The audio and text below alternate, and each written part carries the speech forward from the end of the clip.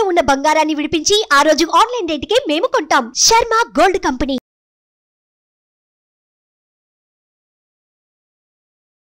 నమస్తే, welcome to Suman TV. నేను మీ యామ్ని. ఈ నెల జూలై నెలలో 16వ తారీఖు నుంచి 31 వరకు 12 రాశుల వారికి ఏ విధంగా ఉంటుంది, వాళ్ళకి సంబంధించిన పరిహారం తెలియచేయడానికి ప్రస్తుతం మనతో ఉన్నారు ప్రముఖ జ్యోతిష్య వాస్తుశాస్త్ర పండితులు బ్రహ్మశ్రీ నందిబట్ల శ్రీహరి శర్మ గారు ఉన్నారు. గురుగారితో మాట్లాడి మనకున్న సందేహాలను అడిగి తెలుసుకుందాం. నమస్కారం గురుగారు. వాగర్థావివ సంపృక్తౌ వాగర్థ ప్రతిపత్తయే జగతః పితరౌ వందే పార్వతీ పరమేశ్వరౌ. సదాశివ సమారంభాం శంకరాచార్య మధ్యమాం అస్మదాచార్య పర్యంతం వందే గురు పరంపరాం. ఆదిత్యాయ చ సోమాయ మంగళాయ బుధాయ చ గురు శుక్ర శనిభ్యశ్చ రాహవే కేతవే నమః. శృంగేరి పీఠాధిపతులకి, కంచి పీఠాధిపతులకి నమస్కారములు తెలియజేసుకుంటూ కార్యక్రమాన్ని ప్రారంభిద్దాం. గురుగారు, ఇప్పుడు జూలై నుండి అంటే జూలై 16 నుంచి 31 వరకు అండి మిథున రాశి వారికి అసలు ఏ విధంగా ఉంటుందంటారు? జూలై 16వ తారీఖు నుంచి 31వ తారీఖు వరకు మిథున రాశి వారికి ఏ విధంగా ఉండబోతుందో తెలుసుకునే ముందు గ్రహ సంచారం తెలుసుకుందాం. మిథున రాశికి రాశి నుంచి ద్వితీయంలో రవి, బుధ, శుక్రులు, చతుర్థంలో కేతువు, దశమంలో రాహు, అలాగే వ్యయమందు కుజ, గురువులు మరియు నవమందు శని వక్రీకరించినటువంటి పరిస్థితి. ఈ కారణం చేత ప్రధానంగా గమనించుకున్నట్లయితే జూలై మాసంలో 12వ తారీఖు నుంచి మీకు అధికంగా ఖర్చులు అయ్యేటువంటి అవకాశం ఉంటుంది. కాబట్టి జాగ్రత్తలు పాటించండి. చేపట్టినటువంటి పనులలో కొంత ప్రతికూలతలు ఏర్పడేటువంటి అవకాశాలు ఉన్నాయి. కాబట్టి దైవానుగ్రహంతో ముందడుగు వేయండి. అయితే మీకు జరిగేటువంటి ఖర్చులు కూడా ఎక్కువగా ధర్మ ప్రకారం జరుగుతాయి. అంటే ధార్మికమైనటువంటి ఖర్చులే ఎక్కువగా పెడతారు.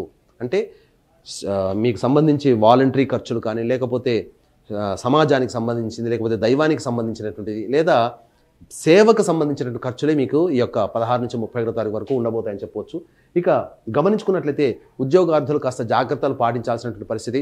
మీకు తోటి ఉద్యోగస్తుల వల్ల కావచ్చు, లేకపోతే అధికారుల యొక్క ఆగ్రహానికి గురయ్యేటువంటి అవకాశాలు ఎక్కువగా ఉన్నాయి. కాబట్టి జాగ్రత్తలు పాటించండి. మీ యొక్క వాక్కుని ఎంత అదుపులో ఉంచుకున్నట్లయితే అంత మీరు ప్రతికూలమైనటువంటి ఫలితాలని మీరు దాటవేసుకోగలుగుతారని చెప్పవచ్చు. ముఖ్యంగా వ్యాపారస్తులకి సంబంధించి చక్కటి శుభావకాశాలు కలగబోతున్నాయి. వ్యాపారంలో నూతన ఒరవడికి సృష్టించేటువంటి విధంగా మీ యొక్క ప్లాన్లు అనేటువంటి ఉంటాయి. కాకపోతే ఈ యొక్క ప్లాన్లని అమలు చేసుకోవడానికి మాత్రం ఈ జూలై మాసం అనుకూలమైనటువంటి సమయంగా కాదు. కాబట్టి జాగ్రత్తలు పాటించండి.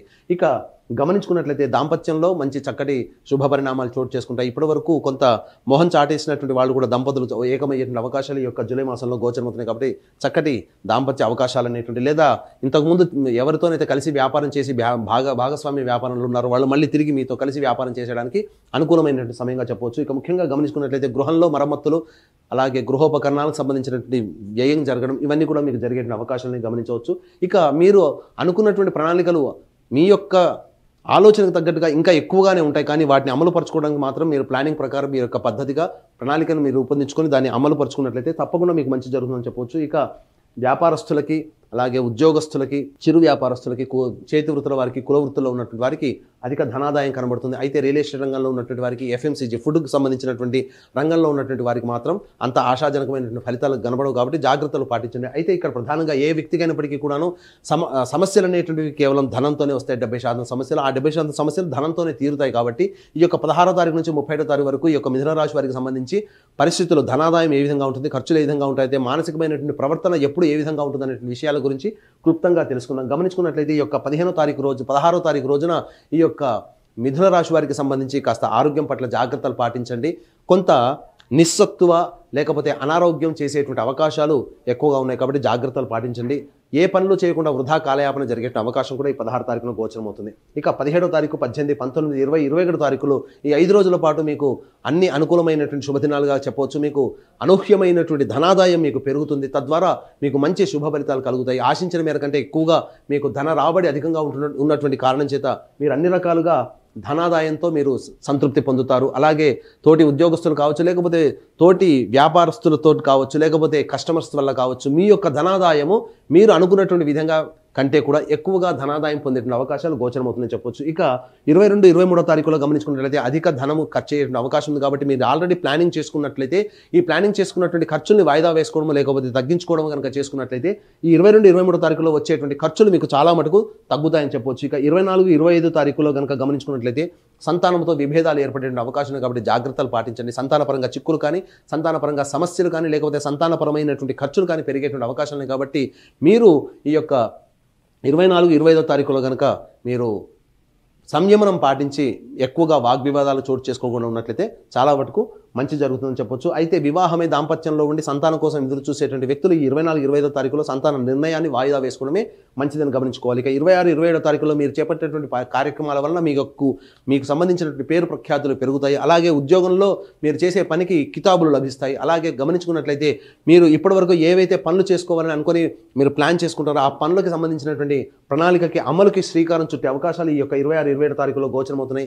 అన్ని విధాలుగా చూసుకున్నట్లయితే మీరు చేపట్టేటువంటి పనులకు మీకు అన్ని రకాలుగా మంచి జరిగేటువంటి అనగా సపోర్ట్ కూడా మీకు ఎదుటి వాళ్ళ నుంచి కూడా లభిస్తుందని చెప్పొచ్చు. ఇక 28, 29వ తారీఖులో ఇది అత్యంత శుభమైనటువంటి కారణంగా చెప్పొచ్చు. అనుకున్నటువంటి విధంగా కంటే ఎక్కువగా ఈ యొక్క సంబంధించినటువంటి మిథున రాశి వారికి 28, 29వ తారీఖులో అధిక ధనాదాయం గోచరం అవుతుంది.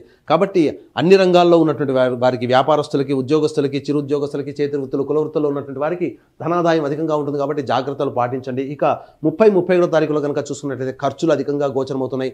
అలాగే వృధా ప్రయాస కారణం లేకుండానే అన్ని రకాలుగా బయటికి ఇంటికి ఈ విధంగా తిరిగి రావడం, ఎటువంటి లాభం లేని ప్రయాణాలు అనేటువంటి ఉంటాయి. మానసికమైనటువంటి పరిస్థితి ఆందోళనకరంగా ఉంటుంది, చికాకులుగా ఉంటాయి. కాబట్టి ఎటువంటి ప్రధానమైనటువంటి నిర్ణయాలు ఈ యొక్క 30, 31వ తారీఖుల్లో ఈ మిథున రాశి వారు తీసుకోకపోవడమే చాలా మంచిదని గమనించుకోవాలి. కాబట్టి ఏతావాత చెప్పొచ్చేది ఏంటంటే ఎంతటి గొప్పవాడికైనప్పటికీ కూడాను దైవానుగ్రహం తప్పనిసరి.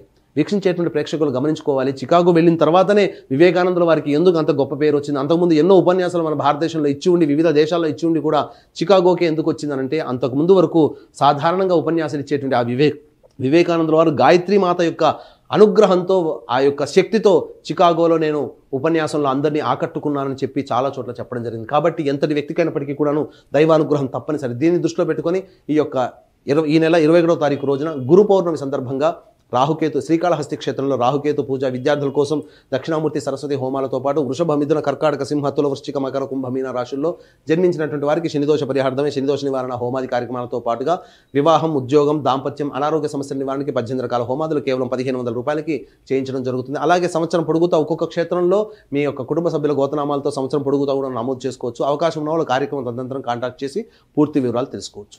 గురుగారు, ఇప్పుడు మిథున రాశి వారికి అంటే ఈ 15 రోజులు ఎలాంటి పరిహారం చేసుకుంటే మంచిదంటారు?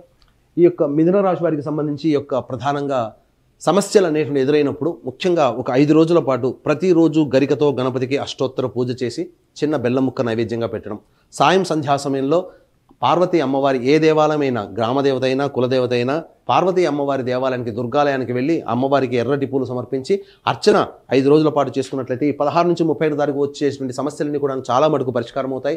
ఈ చిన్న పరిహారం మీరు చేసుకోగలిగే పరిహారం చేసుకున్నప్పటికీ కూడా మీ సమస్యలు పరిష్కారం కాలేదనంటే మీ యొక్క జాతకంలో ఏదైనా కానీ దుర్దశలు జరుగుతున్నటువంటి కారణం. కాబట్టి దగ్గరలోని మంచి ఉపాసనాపరులైనటువంటి జ్యోతిష్యులను సంప్రదించి వారి సూచనలు, సలహాలు పాటించి మీ యొక్క ఈ నెలలోనే కాకుండా భవిష్యత్తులో వచ్చేటువంటి సమస్యలు కూడా మీరు పరిష్కరించుకుంటారని చెప్పడంలో ఏమాత్రం సందేహం లేదు.